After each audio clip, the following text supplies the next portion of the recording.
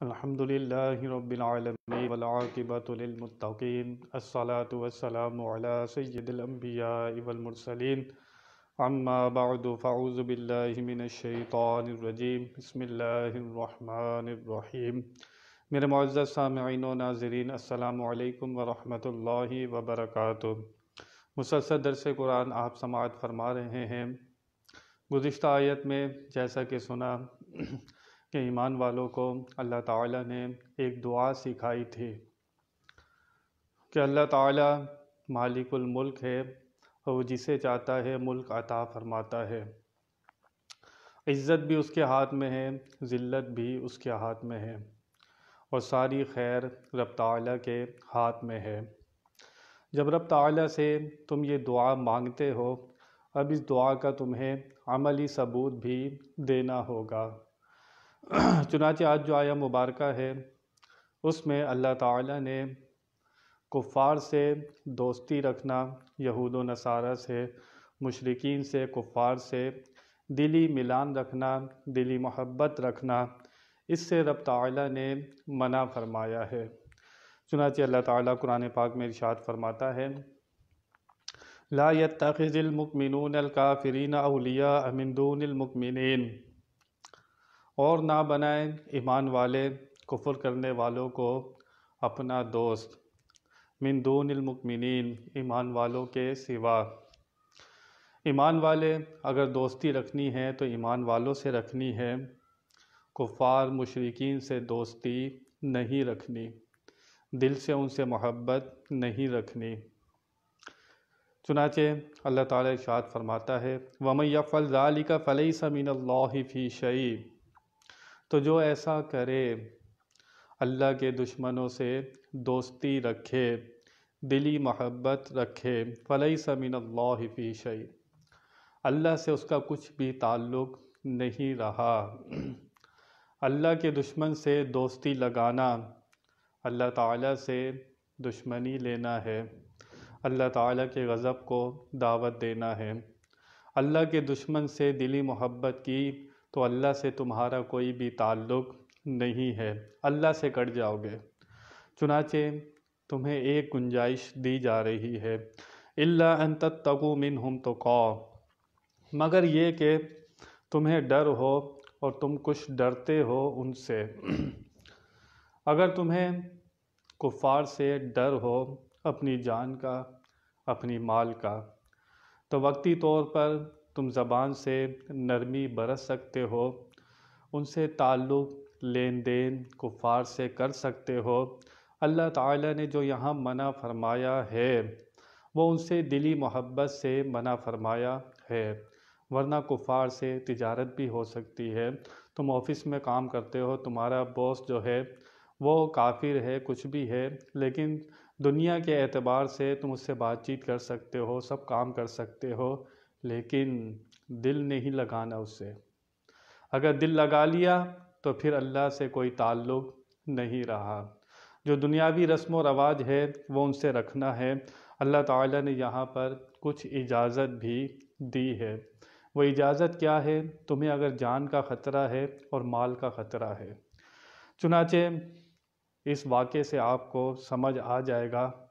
چنانچہ ایک صحابی، کفار نے انہیں گرفتار کر لیا، ان کی قید میں تھے۔ انہوں نے کہا کہ تم کفر کے کچھ کلمے کہو، اللہ کے خلاف، اس کے رسول کے خلاف، ورنہ ہم تمہیں جان سے مار دیں گے۔ اس صحابی کو بھی پتہ تھا اگر میں نے کفر کے کلمے نہیں کہے تو یہ مجھے واقعی جان سے مار دیں گے۔ انہوں نے وہ کلمے کہہ دیے۔ چنانچہ وہ میرے آقا صلی اللہ تعالی وسلم کی بارگاہ میں آئے، وہ عرض کی، یا رسول اللہ، آپ کے پاس کوئی آیا ہے اپنا گھر چھوڑ کر، آپ کے پاس آیا ہے کوئی اپنا مال چھوڑ کر، کوئی اپنے بیوی بچے چھوڑ کر، میں آپ کے پاس آیا ہوں ایمان چھوڑ کر۔ حضور نے فرمایا، اے صحابی، تمہارے ساتھ کیا معاملہ ہو گیا؟ عرض کی، یا رسول اللہ، دشمنوں کی قید میں تھا، اور انہوں نے کہا اگر کفر کے کلمے نہیں کہے تو تمہیں جان سے مار دیں گے۔ مجھے یقین تھا کہ وہ مجھے جان سے مار دیں گے، میں نے کچھ کلمے ایسے زبان سے ادا کیے، اللہ کی طرف سے آیت کا نزول ہوا۔ اللہ فرماتا ہے کہ تمہارے دل کی حالت کیا تھی؟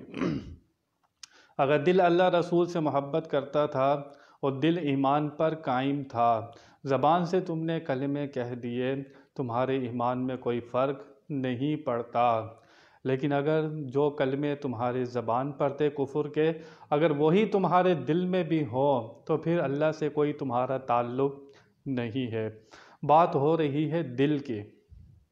دل اللہ رسول کی محبت میں گرفتار رہے، کفار سے ظاہری لین دین تجارت سب کچھ کر سکتے ہیں، اور کہیں مجبوری بن جائے تو پھر ان کے ساتھ زبان میٹھی بھی رکھ سکتے ہیں، رویے نرم بھی رکھ سکتے ہیں، لیکن بشرط یہ کہ دل میں محبت نہ ہو یہود و نصارہ کے لیے، مشرکین کے لیے۔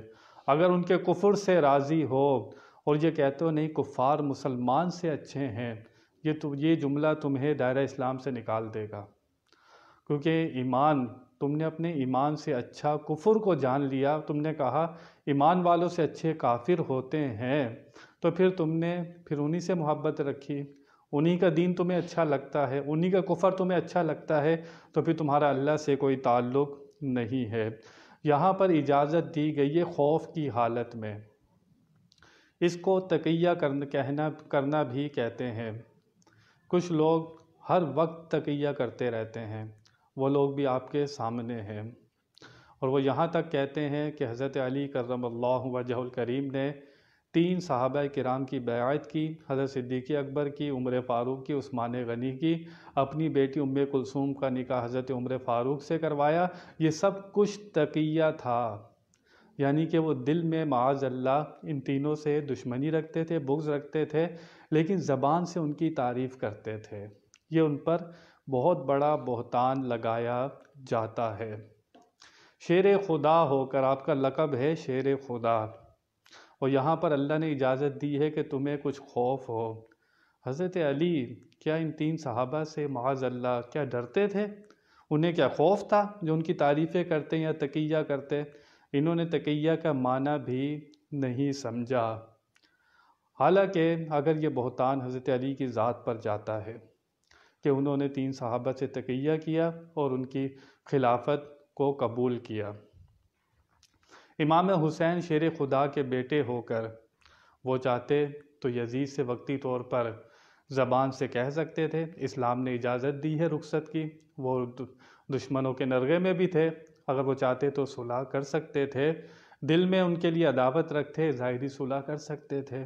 شیر خدا کے بیٹے ایسا نہیں کرتے، وہ عزیمت پر عمل کرتے ہیں۔ تو حضرت علی شیر خدا جن کا لقب ہے، وہ کیا ان 3 صحابہ سے ڈرتے تھے؟ اللہ نے فرمایا الا ان تتقوا منہم تقا، اگر تمہیں کچھ ڈر ہو، ان سے کچھ ڈر ہو۔ یہاں پر اجازت جو دی جا رہی ہے وہ ڈر اور خوف کے وقت دی جا رہی ہے۔ تمہیں پتہ ہو اگر میں نے نرم بات نہیں کی تو میری جان چلی جائے گی یا میرا مال چلا جائے گا، اس وقت اجازت دی جا رہی ہے۔ یہ اجازت اسی طرح ہے، کوئی بندہ اگر مر رہا ہو، 3-4 دن سے 5 دن کا فاقہ ہو گیا، کچھ کھانے کو نہیں ملا، تو بحالت مجبوری شریعت اسے کہتی ہے کہ تم مردار کھا سکتے ہو، مردار کا گوشت کھا سکتے ہو، بس اتنا کہ تمہاری جان بچ جائے۔ یہ بھی تقیہ بھی اسی طرح اسلام میں جائز ہے۔ اگر تمہیں پتہ ہو کہ میری جان جا سکتی ہے، عزت آبرو کا مسئلہ ہو سکتا ہے، تو وقتی طور پر نرم جملے تم کفار کے ساتھ کہہ سکتے ہو، وہ بھی اس شرط کے ساتھ کہ دل تمہارا ایمان پر ثابت قدم رہے، دل میں اللہ رسول کی محبت ہو تو جائز ہے، ورنہ جائز نہیں ہے۔ اس آیہ مبارکہ میں یہود و نصارہ سے، مشرکین سے اللہ تعالیٰ نے محبت سے منع کیا ہے، دل میں محبت نہیں رکھنی۔ اگر دل میں ان کے لیے محبت آ گئی تو اللہ سے تمہارا کوئی تعلق نہیں ہے، یہ بات سن لو۔ وَمَن يَفْعَلْ ذَلِكَ فَلَيْسَ مِنَ اللَّهِ فِي شَيْءٍ، یہود و نصارہ سے محبت رکھو گے، دلی میلان رکھو گے، تو پھر اللہ سے اپنی دشمنی سمجھنا، اللہ سے تمہارا کوئی تعلق نہیں ہے۔ وَيُحَذِّرُكُمُ اللَّهُ نَفْسَهُ، اللہ ڈراتا ہے تمہیں اپنی ذات سے، اللہ سے ڈرو۔ وَإِلَى اللَّهِ الْمَصِيرُ، تم نے اسی کی طرف پلٹنا ہے۔ جو لوگ تقیہ کو ہر وقت جائز کہتے ہیں، یہ صرف خوف کی حالت میں جائز ہے۔ سب سے پہلا تقیہ شیطان نے کیا تھا، اس نے قسم اٹھا کے کہا تھا آدم و حوا کے سامنے کہ میں تمہارا خیر خواہ ہوں، اور دل سے کیا تھا؟ آدم و حوا کا دشمن تھا۔ زبان سے کیا کہا تھا؟ میں تمہارا خیر خواہ ہوں۔ کیا نتیجہ نکلا؟ اس کا کیا حال ہوا؟ تو سب سے پہلے اس نے اس پر عمل کیا تھا۔ زبان پر کچھ تھا، دل میں کچھ تھا۔ اس کو تقیہ کرنا کچھ لوگ کہتے ہیں، لیکن بہرحال یہ جائز ہے اس وقت جب جان اور مال کا خطرہ ہو۔ اللہ تمہیں ڈراتا ہے اپنی ذات سے، وَإِلَى اللَّهِ الْمَصِيرُ۔ یہود و نصارہ سے دشمنی نہ رکھو، دوستی نہ رکھو۔ اللہ فرماتا ہے اگر تم ان سے دوستی رکھو گے وَإِلَى اللَّهِ الْمَصِيرُ، تم نے پلٹ کر ہمارے پاس ہی آنا ہے۔ پلٹ کر کہاں جانا ہے؟ اللہ کے پاس۔ مر کر یہود و نصاروں کو جواب نہیں دینا تم نے مشرکین کے پاس نہیں جانا، تم نے میرے پاس ہی آنا ہے۔ قبر میں کوئی یہودی نصرانی تمہارے ساتھ نہیں ہوگا، حشر میں تمہارا کوئی مددگار نہیں ہوگا۔ اگر اللہ رسول نے تم سے منہ پھیر لیا تمہارا کوئی حامی و ناصر نہیں ہوگا۔ یہاں پر بندے کو بتایا جا رہا ہے دنیا میں تھوڑے دن کی دنیا ہے، اگر تم نے ان سے محبتیں لگا لیں، ان سے دوستیاں کر لیں، اللہ رسول کے دشمن کو اپنا دوست بنا لیا، تو تم نے پلٹ کر پھر ہمارے پاس آنا ہے۔ اللہ فرما رہا ہے موت تو حقیقت ہے، اٹل ہے۔ تمہیں 4 دن کے یہاں پر اگر کفار مشرکین سے فائدہ بھی ہو گیا، تم نے پلٹ کر ہمارے پاس آنا ہے۔ اپنے دل پر غور رکھنا کہ تمہارے دل میں کیا ہے۔ اللہ رسول سے محبت ہے تو جب پلٹ کر آؤ گے تمہیں اس کا انعام دیا جائے گا، بدلہ اچھا دیا جائے گا۔ قُلْ إِن تُخْفُوا مَا فِي صُدُورِكُمْ تُبْدُوهُ يَعْلَمْهُ اللَّهُ۔ وہ اللہ فرماتا ہے جو کچھ تم چھپاؤ، جو کچھ تمہارے سینوں میں ہے، جو کچھ تمہارے دل میں ہے، وہ تم چھپاؤ یا ظاہر کرو، اللہ اسے جانتا ہے۔ یہ جو تمہارے دل کی حالت ہے نا، یہ بھی اللہ سے چھپی ہوئی نہیں ہے۔ کفار مشرکین کے لیے تمہارے دل میں محبت ہے یا دشمنی ہے، اللہ اس کو بھی جانتا ہے۔ یہ نہ سمجھنا کہ تمہارے دل کی حالت نہیں جانتا۔ اللہ کی تو یہ شان ہے وَيَعْلَمُ مَا فِي السَّمَاوَاتِ وَمَا فِي الْأَرْضِ، جو کچھ آسمانوں میں ہے، جو کچھ زمینوں میں ہے، اللہ تعالیٰ سب کچھ جانتا ہے، اس سے کچھ بھی مخفی نہیں ہے۔ تو اپنے دل پر غور کرنا ہے کہ اس دل نے کس سے یاری لگائی ہوئی ہے۔ اگر اللہ کے دشمنوں سے اس دل نے یاری لگائی ہے تو پھر اپنی بربادی کے لیے تیار ہو جاؤ۔ دونوں جہاں میں بربادی ہوگی، بربادی ہی بربادی ہوگی۔ کفار مشرکین سے لین دین کر سکتے ہو، تجارت کر سکتے ہو، سب کام کر سکتے ہو، لیکن اپنے دل کو ٹٹولنا۔ اگر تمہارا دل ان کے کفر سے راضی ہے، ان کی محبت میں گرفتار ہو چکا ہے، گھریلو دوستانہ ہو گیا، تو پھر اللہ کے عذاب کو دعوت دے رہے ہو، اللہ سے کوئی تعلق نہیں رہا۔ واللہ علی کل شیء قدیر، اللہ تعالی ہر چاہے پر قادر ہے۔ اب تمہیں ثبوت دینا ہے۔